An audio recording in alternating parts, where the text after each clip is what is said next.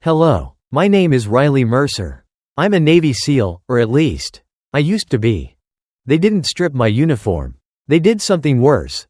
They made me pour coffee at a leadership event full of men who knew I bled for this country, and still asked me to refill the sugar packets like I didn't exist. One colonel even said I look like someone who belongs in payroll. He laughed. They all did. Until the general saw the ring on my hand, the one you only get if you survive what we survived. And in that moment, everything shifted. But not the way they expected. Tell me, what would you do if the only proof you were still alive was the thing they tried hardest to erase? Ellipsis. My name's Riley Mercer, and I used to be a Navy SEAL. Now I pour coffee in the basement of Joint Command South, down where the ceilings are low and the people forget your name even when it's sewn on your chest. Technically, I'm listed as administrative support, but most folks just call me logistics, or that girl. Most days, they don't call me anything. I wake up every morning at 0430. No alarm, no sunrise, just muscle memory and the kind of restlessness that doesn't sleep through the night. My body's still wired for deployments. Quick grabs, ruck ready, adrenaline coiled, but for the past 18 months, no one's asked me to do anything more than refill the coffee urn and make sure the toner's stocked in the Xerox. Somewhere between missions, medals, and near death, I disappeared. My apartment is 10 minutes from base. Top floor rental, dusty white walls, a leaky faucet that sounds like a ticking clock when the house goes quiet. I don't decorate, no family photos, just a duffel in the closet, half packed, out of habit. At 5:45, I stand in my kitchen in socks and drink marine-style coffee, dark, bitter, no sugar, the kind that keeps you moving even when you don't remember why. I don't drink it for the taste. I drink it because I finish what I start. That's what SEALs do. By 6 o'clock, I'm through base security, ID badge clipped straight. Nobody double-checks. I'm not important enough to question. That's by design. They told me I needed time to heal. Light duty. They said, reintegration. That's military speak for, we don't know what to do with you. But we don't want to let you go. So they buried me in a desk job, surrounded by filing cabinets and meeting rooms where real decisions get made by men in clean uniforms with no blood on their boots. No one asks what I did before. No one really wants to know. But this morning, something was different. I found it just after unlocking my desk.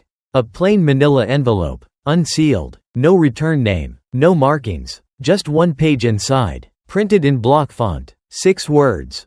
Your file didn't disappear by accident. I stared at it longer than I should have. No signature, no code, just the weight of a truth I hadn't dared admit out loud. Someone made me vanish. Not fate, not red tape, someone. I folded the page and slid it into the inner pocket of my camo jacket. Buttoned it twice. Deep breaths. My pulse wasn't racing, but my skin felt too tight. Like the first second under fire when you're not sure if the shot was for you. I stood up slowly, grabbed the event packet from the counter, and headed for the auditorium. There was a ceremony today. Leadership receipt, where the new commanding general officially takes over the regional joint force. Big brass, full honors, red, white, and choreographed. I wasn't invited to attend. I was assigned to coffee duty. From the back of the room, I watched as colonels laughed too loud and polished their insignias with their sleeves. I knew most of them. Some had sat across briefing tables from me back when I was still in combat boots. None of them looked at me twice now. And then, he walked in. Colonel Martin Hale. He hadn't changed much, just grayer, slower, but I saw it in the way his eyes swept the room, the subtle tick when they landed on me. Then jumped away. He remembered. But he said nothing. Just like he did in Yemen. I adjusted the lid on the thermal carafe. My hands steady. Years ago, those same fingers had held a sniper's trigger. Now they held Folgers. I didn't flinch. I didn't speak. But something inside me turned. Maybe it was the envelope in my pocket. Maybe it was the way he smiled as if we didn't share the weight of a dozen caskets between us. I didn't plan to act. Not yet. But I was done pretending I wasn't watching. The ceremony rolled on. Speeches, salutes, applause. My place was along the wall, near the catering station, anonymous and ignorable, The way they liked it. The way they trained me to be. But what they forgot is, people don't stop being dangerous just because they stop being visible. And when the new general reached for his coffee cup, and I leaned in to pour, my left sleeve shifted. Just a little. Just enough. The ring on my finger caught the light. It was a simple band. Titanium. Smooth. Etched with a class number. Bud, S 347. You don't buy a ring like that. You earn it. You bleed for it. You bury friends with it. The general looked at it. Then at me. And everything stopped. Not the room, they kept talking. The colonels kept nodding. The photographers kept clicking. But him? He saw it. He knew. He said nothing. And I walked away, thermos in hand, heart suddenly pounding like it used to before raids. He didn't have to say a word. I knew what that look meant. I'd seen it before, back when I was still someone they couldn't ignore. Ellipsis. The call came at 6:17 a.m. Just as I was finishing up the final checklists for the leadership receipt. I didn't recognize the number. Local Virginia area code. I almost let it go to voicemail. Almost. But something in my gut said, answer. Hello? I said, standing beside the industrial coffee maker in the back hallway behind Auditorium B. The phone was cold against my ear. A beat, then a woman's voice. Fragile, controlled, southern accent, maybe Georgia. Is this Riley Mercer? Yes, ma'am, I said, instantly straightening up without knowing why. Another pause. I heard her breathe in, like she was bracing for something. I'm Sophie Jenkins' mother. You served with my son, Caleb. I froze. My left hand gripped the counter so tightly I could hear the bones creak in my wrist. Caleb Jenkins had been in my SEAL team. He was the youngest of us. Just 23 when we deployed. Smart, fast, better than most seasoned operators twice his age. Yemen was his first major op. And his last. Yes, ma'am, I said, softer this time. I did. You were with him, when it happened? I nodded, then realized she couldn't see that. Yes, I was there. She cleared her throat. The Army, or Navy, someone sent me a report. Said the team encountered IEDs on exfil. That he died instantly. That everything was unavoidable. I swallowed hard. That report was a lie. Every line of it. Colonel Hale's signature sat at the bottom. I'm sorry for your loss. I said, the words sounding as hollow now as they had 18 months ago when they gave me the same line in a hospital bed. Is it true? She asked suddenly. Sharply. I blinked. Ma'am? That it was your call? That you took them down the wrong route? That it's why they died? My heart didn't drop. It didn't have time. My body locked up. Heat rushing to my neck like someone had just opened the hatch to a flashbang of shame. Is that what they told you? I asked, but I already knew. She didn't answer. She just said, if you did the best you could, I forgive you, but if you didn't, I hope he haunts you. Click. Silence. I stood there for a long time, still holding the phone. The light on the coffee machine blinked, ready. The smell of burnt roast filled the hallway. She wasn't wrong. Caleb did haunt me. So did Rodriguez. So did Walsh. They were in my dreams. In the mirror. In the weight I carried between my shoulder blades. Like gear I couldn't ever set down. I walked back to my desk and sat down slowly. My palms were slick, but my mouth was dry. Without thinking, I opened the bottom drawer. A tin box sat beneath the files. I hadn't opened it in over a year. Inside, one folded team photo. One scrap of dirt-stained cloth from a uniform that didn't make it home. And one silver zip drive. I unfolded the photo. All of us, in desert fatigues, arms draped over each other's shoulders. Caleb was smiling, the way only people do when they're too young to believe in death. Someone had written on the back in thick black Sharpie. If no one remembers us, carve it in stone. That line hit like a punch to the gut. I didn't remember who wrote it. But it felt like a challenge. A dare not to let the truth rot in some locked cabinet behind a chain of command badge. Before I could slip the photo back in, the intercom crackled overhead. Mercer, report to the auditorium. You're assigned to General Stratton's hospitality detail. Hospitality detail. That was their way of saying, make sure the coffee's hot and the chairs are aligned. I folded the photo and slid it into my chest pocket, right behind the envelope from this morning. Then I took a breath. Long, deep, measured. If someone was reaching out, warning me, I had to start listening. And if the people responsible for burying me were standing on that stage in pressed dress blues and polished metals?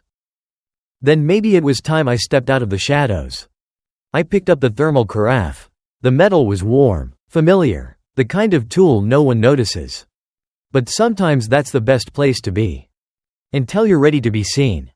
Ellipsis. I'd been invisible for so long. It almost felt dangerous to be noticed. The hallway leading into the leadership hall buzzed with the kind of political tension that made your skin itch. Officers pacing with folders under their arms. Aides whispering into radios. A flurry of suits and service uniforms. It wasn't a normal morning briefing, it was a power show. I could tell from the seating chart taped to the double doors, senators, colonels, CEOs from defense contractors, and General Stratton himself. As I walked in with the tray of mugs, every pair of eyes glanced over me without stopping, like I was part of the carpet. "Coffee's over there," one of the aides snapped, not even looking up. "Make sure General Stratton's is fresh." "Yes, sir," I said. I set up the station in the corner, away from the stage. Poured 2 pots, lined up the sugar packets, wiped the counter twice. My hands knew the ritual. Polished, measured, background. A pair of senior officers walked past, still talking as if I weren't there. "She's just a logistics clerk," I heard. "Some kind of rehab duty," one of them muttered. "She looks like she belongs in accounting, not on a mission roster." The other scoffed. I didn't flinch. Didn't blink. Just turned slightly. So the light caught my left hand, the one pouring the coffee, so that my sleeve rode up just enough to expose it. The ring. Small, matte finish, silver black, engraved. It wasn't flashy. Most people wouldn't even recognize it. But to those who knew, it was louder than any ribbon. Louder than a uniform. The room didn't go silent all at once. It was more like a slow pull, voices trailing off. Conversations pausing mid-sentence. A shift in temperature. The kind of silence you hear when a sniper takes his breath. General Stratton was seated front row, half turned in his chair, still looking at the presentation slide, but his eyes locked onto my hand. Then up to my face. That was the moment. He saw me. Not as a coffee girl. Not as a logistics shadow. As a threat. "Excuse me," he said suddenly. His voice sliced clean through the room. "Staff Sergeant Mercer, is it?" I straightened. "Yes, sir." His eyes narrowed, but not unkindly, more like assessment, weighing, calculating. "That's a sealed trident ring." "Yes, sir." A beat, a heartbeat. "Where did you get it?" The room was locked in place. Everyone was watching now, even the CEO of Valentech, who'd just been showing off a new drone system, was frozen mid-gesture. "I earned it, sir," I said calmly. You could hear someone shift in their seat. A cough. A paper sliding on a folder. Everyone was recalibrating what they thought they knew. "When did you graduate?" Stratton asked. "Bud, S. Class 345. 3 years ago." His mouth pressed into a hard line. Not disbelief. Recognition. Like he was checking something against a mental file. I knew what that class number meant.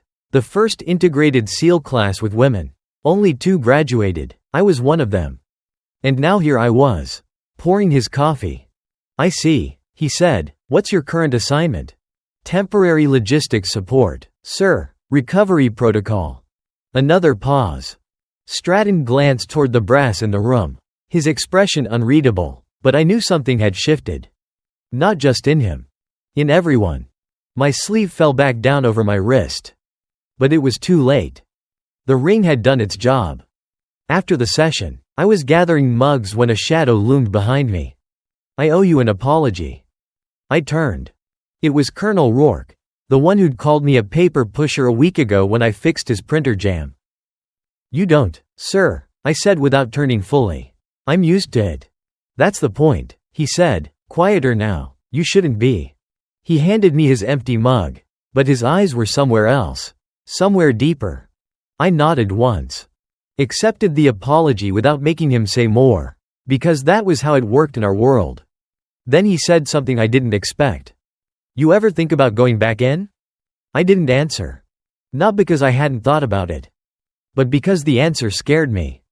I carried the tray out the side door, heart drumming loud against my ribs.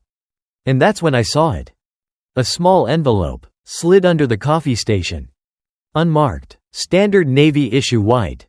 Inside, a folded sheet of printer paper. Typed, "Anonymous. What happened to your team wasn't an accident. You're not crazy. Keep your head down. Trust no one. I'll find you again." Ellipsis.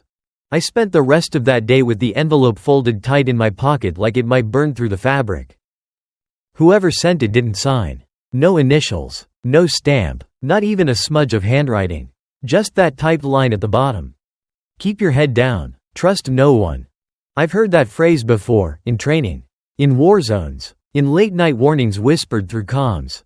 But this time it wasn't about bullets or bombs. It was about something deeper. Cover-ups. Guilt. Survival. That kind of warning only comes from someone who's already paid for telling the truth. I didn't sleep that night. Not really. I ran the scenario in my head over and over. Yemen. The broken comms. The wrong coordinates. Jenkins' last breath. The explosion that sent me flying. The weeks in a German hospital with no visitors. No explanation. And finally, the silence. The kind that didn't come from grief, but from design. They buried us on purpose. And now someone was trying to dig me back up. The next morning, I was summoned to General Stratton's office. Not by email. Not a call. An actual Marine corporal showed up at my cubicle with a clipboard and said, "General wants to speak with you. Now." My stomach didn't flip. I'd learned to keep my pulse even. My hands steady. But my brain was working overtime. I followed the corporal up 2 flights of stairs and down a hall lined with portraits of men in medals. I recognized some. Others I remembered for what they didn't do. Stratton's door was already open. He was standing at the window, hands clasped behind his back. When he turned around, he didn't sit. He just looked at me for a full 3 seconds before speaking. "You're the only surviving member of Operation Sable Watch," he said. He didn't ask. He stated. "Yes, sir," I replied. "I pulled the mission logs this morning," he said, nodding toward a file on his desk. "But there's nothing in there about you." I didn't move. He continued. "Team records list Jenkins, Morales, Rourke, Callahan, no Mercer, no female SEALs at all." "I know," I said. He walked behind his desk and sat down, flipping the file closed. "You wore your ring yesterday," he said. "On purpose?" I stared at him. "No, sir, it slipped out." He smiled, but not the amused kind. It was the smile of someone who's dealt with ghosts before. "Well," he said, "it got my attention."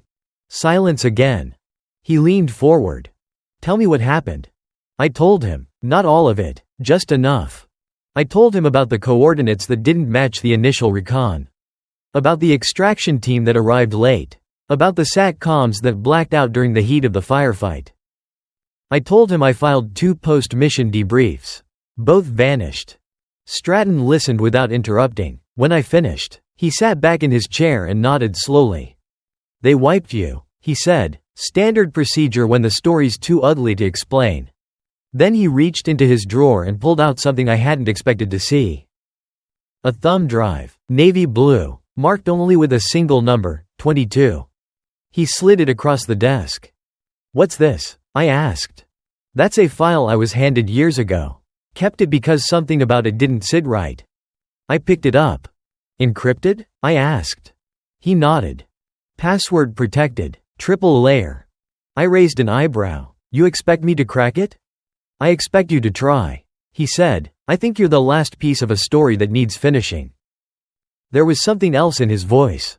A heaviness. Regret maybe. Stratton wasn't part of the cover-up.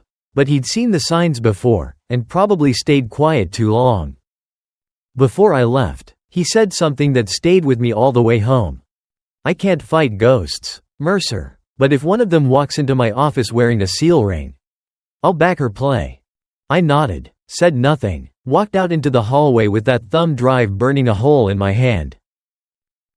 Back in my apartment, I booted up the old laptop I kept hidden under a loose floorboard. No Wi-Fi, no network connection, just air-gapped and waiting. I plugged in the drive and typed a few obvious passwords. Nothing worked. Then I remembered something Caleb Jenkins used to say during team checks. Right before we jumped. Still here. 2 words. I typed them. The file unlocked. Inside, a mission briefing. Unedited, with timestamps, drone footage, and internal memos. And at the center of it, a signed authorization from Colonel Martin Hale. Rerouting our team into hostile territory based on intel that never existed. He sent us there. He knew. He made it happen. The video was grainy, but clear enough. A voice, Hale's, saying, "We'll scrub it after. They're assets. Replaceable." I leaned back. This wasn't just a mistake. It was betrayal. The kind you bury people for. My phone buzzed. A blocked number. I answered without speaking. A voice I hadn't heard in 18 months came through. Quiet and strained. "Mercer, it's Rourke. I'm not dead." I stood completely still. "Say that again," I whispered. "I made it out, but we have to move fast.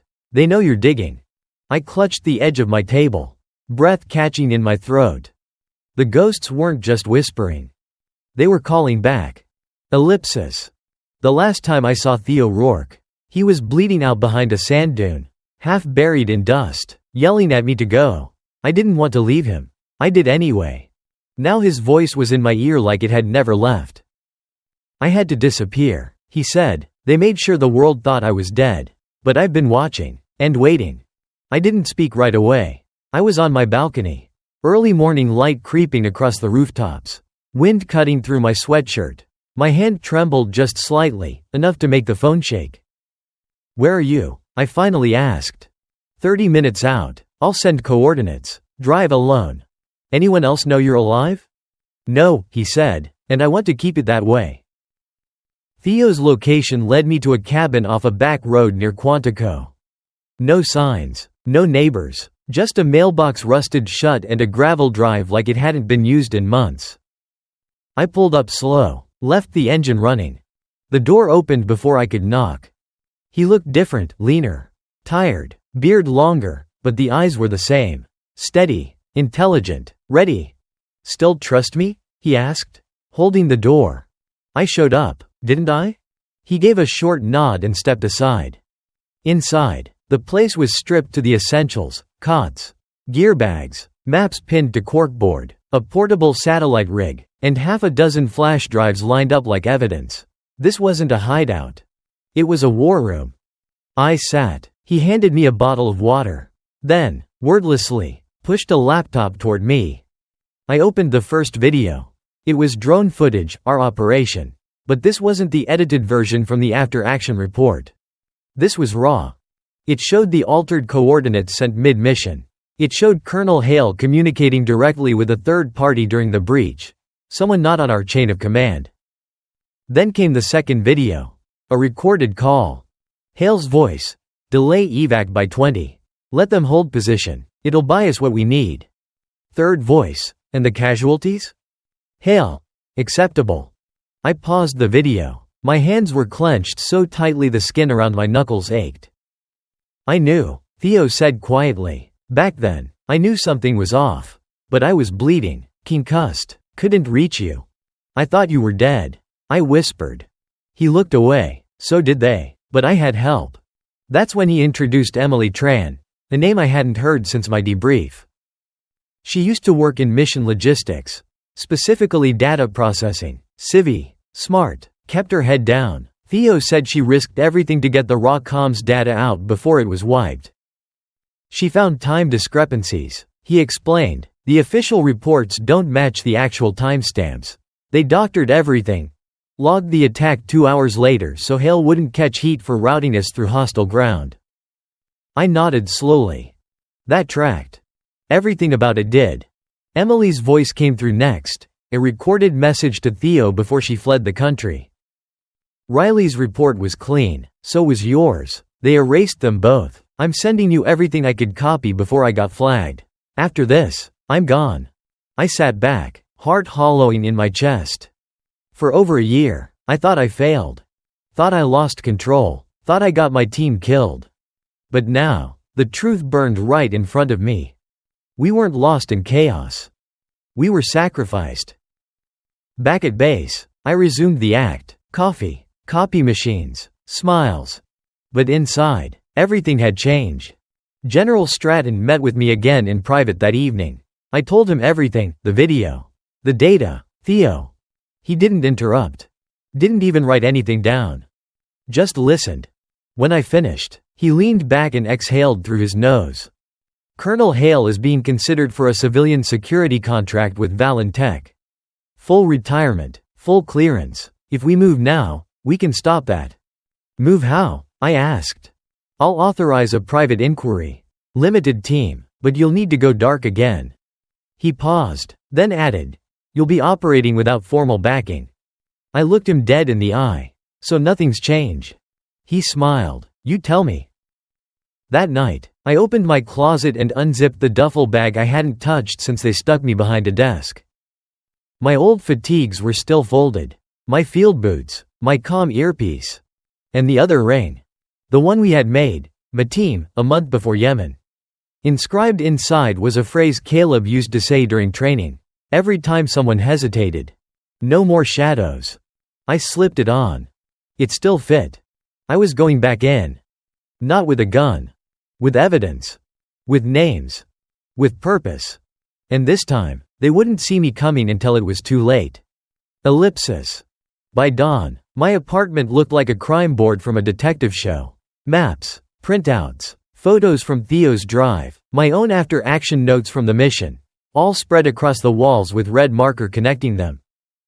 But this wasn't theory. This was fact. Time-stamped, voice recorded, chain of command broken fact. I stared at one photo in particular, Jenkins, grinning beside our Humvee, holding up a thumbs up like nothing in the world could touch us. He was 19 in that photo. Dead a week later. The system tried to bury us. And for a while, it worked, but I wasn't in the dark anymore. I had names. I had proof. And I wasn't alone.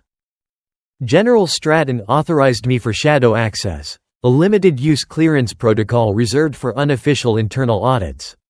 I could move freely on base, review security logs, but my name wouldn't show up on any reports. It was quiet authority, just enough rope to hang someone, or get hung myself. He handed me the slip himself. No one can know, he said, if Hale even suspects. He won't. I cut in. I'll play it the way he expects. Quiet. Compliant. He gave me a long look. You're not going to let this go, are you? No, sir. He nodded once. Then let's make sure it ends with the truth, not a body.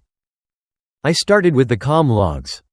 Buried inside the archived files was a voiceprint match to Hale's office at the time of our mission reroute. He wasn't just complicit. He was the one pulling the strings. Then I reviewed equipment requisitions. A GPS beacon was checked out under my name the week before the mission. Problem was, I never signed for it. Emily had flagged the same item in her report. Planted evidence, Theo had said. It wasn't just a bad call. They made it look like it was yours. I stared at my forged signature. They didn't just erase me. They tried to rewrite me as the villain.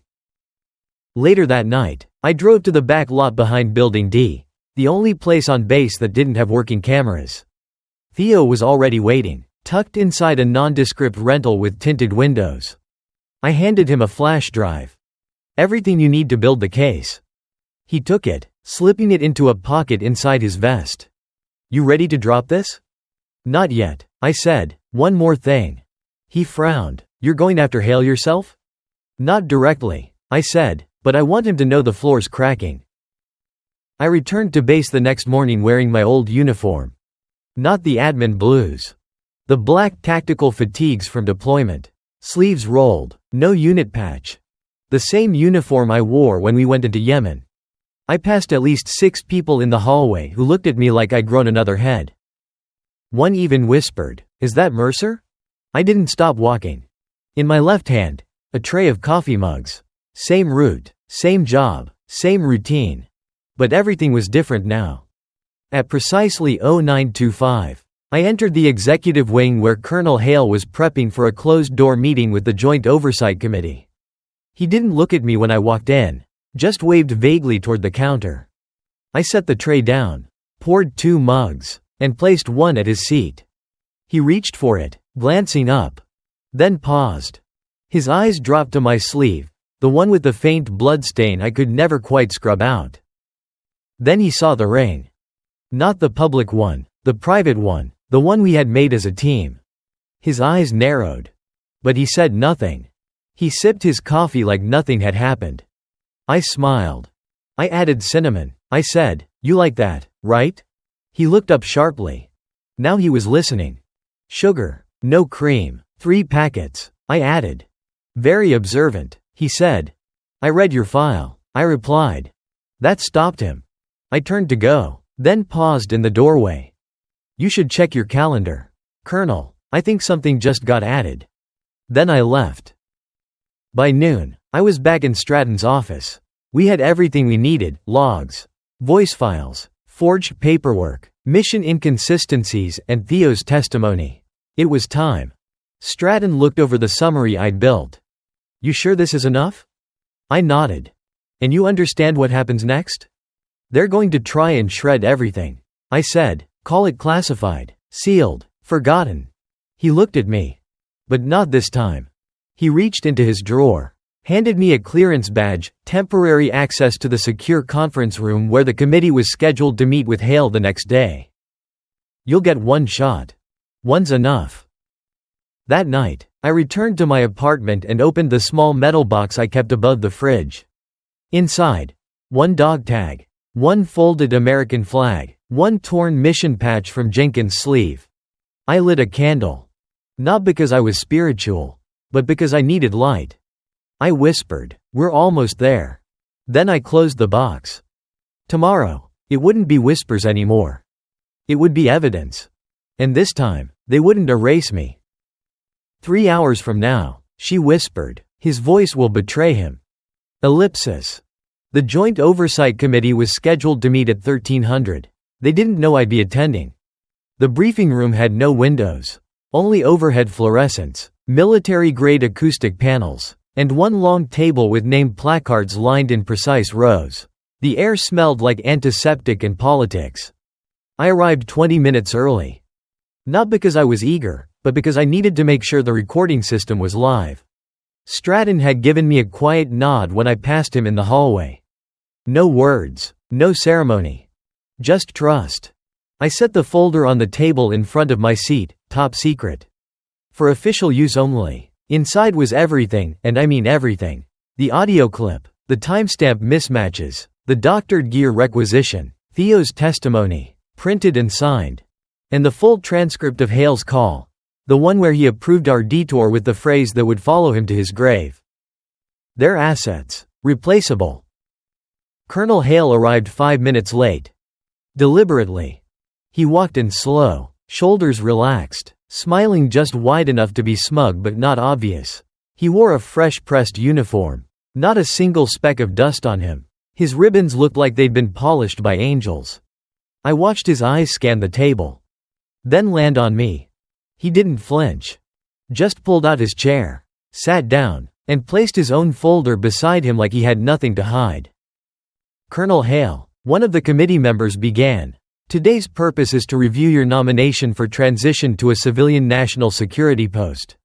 This includes background review and final clearance." "Of course," he said smoothly, "happy to assist." The questions started simple: logistics, numbers, chain of command structure. Nothing threatening. I sat quiet, still. Then Stratton cleared his throat. "I believe we have a supplemental briefing to add," he said, gesturing toward me. Hale glanced sideways. The first crack. I opened the folder. In reviewing mission logs from Operation Sable Watch, I began. Several inconsistencies emerged. I've compiled them here. I passed copies to each committee member. They flipped through slowly. A few paused. One whispered something to another. Hale shifted in his chair. "I'm sorry," he said, "but I was under the impression we were discussing administrative transfer, not ancient history."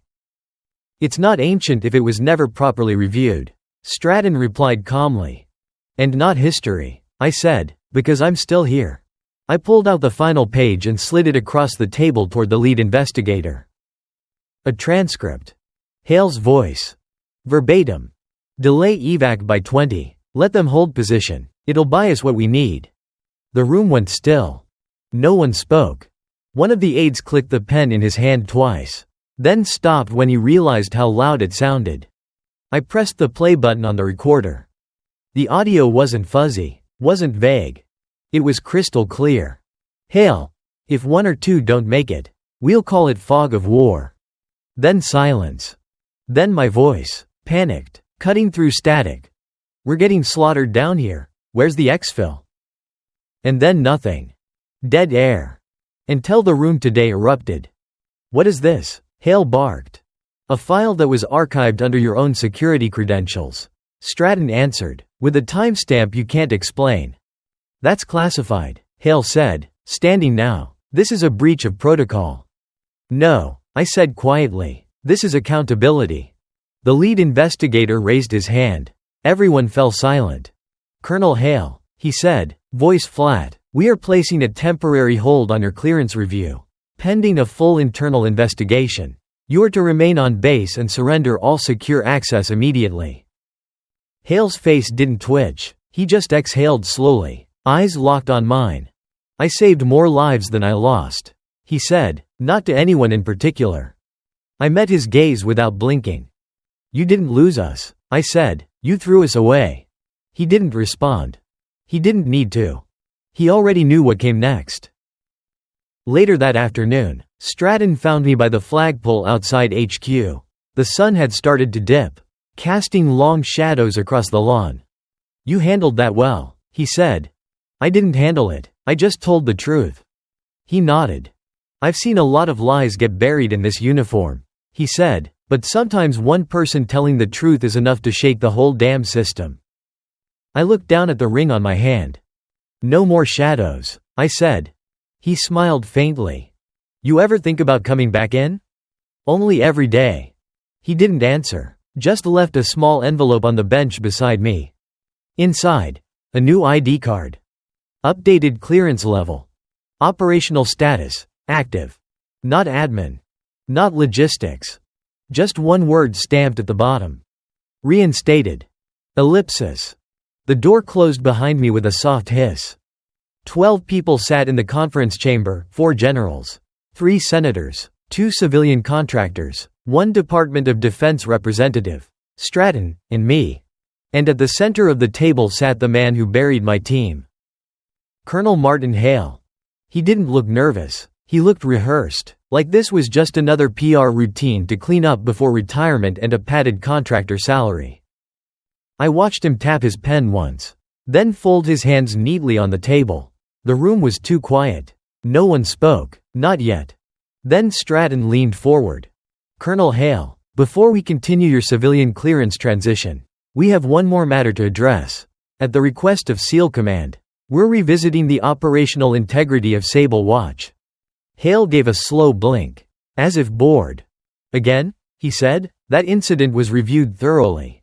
Casualties were tragic but not irregular. All reports cleared. Stratton didn't flinch. We have new data. And then, he looked at me. I stood. Took the flash drive from my inside pocket. Plugged it into the console. I was the only surviving operator on the ground in Yemen, I said, voice even, and I was erased. My name, my rank, my team. Someone on the panel leaned back. I hit play. The room went dark except for the screen. 4 minutes of uncut drone footage. Timestamps. Audio. Hale's voice. Delay evac by 20. Let them hold position. If we lose 1 or 2, so be it. There was no shouting, no objections, just silence. That kind of silence you only get in places where truth has just shattered the floor. I watched them shift in their seats. One senator read a hand down his face. A civilian representative opened his mouth to speak, then closed it again. But Hale? He didn't move, didn't argue, he just sat there. Finally, he exhaled. I made a call, he said softly, One you're all pretending doesn't happen in every war zone we operate in.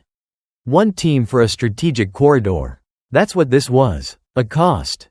No, I said, that wasn't a call. That was a choice. Made from behind a desk. With no risk to yourself. And no way for us to fight back. He looked up. And for the first time in years, I saw it. Not fear. Not guilt. Contempt. You were never meant to survive, he said, voice flat. The air left the room. And just like that, he told the truth. Everyone heard it. Stratton stood. Colonel Hale, he said, formally now, you are hereby relieved of duty. Pending full investigation and legal review. All access is revoked. Hale didn't argue. Didn't protest. He just stood, adjusted his cuffs, turned to me and said, "You think this changes anything?" I looked him in the eye.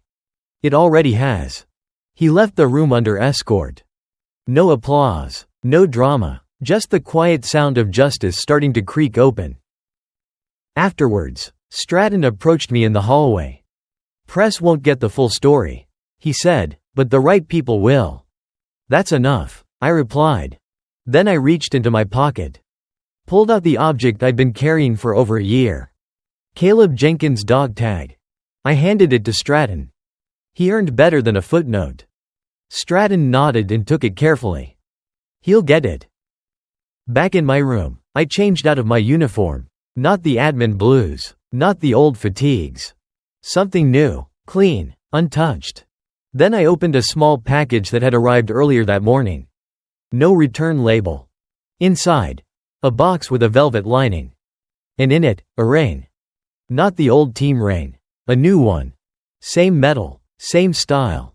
But with one simple engraving inside. Still here. I stared at it for a long time. Then I slipped it on my finger. At the memorial wall, I lit a candle. No speech, no music, just names etched in steel and silence. I touched Caleb's name with my thumb. A gust of wind blew across the stones. And for the first time, I didn't feel like I was carrying a ghost. I felt like I was finishing what we started.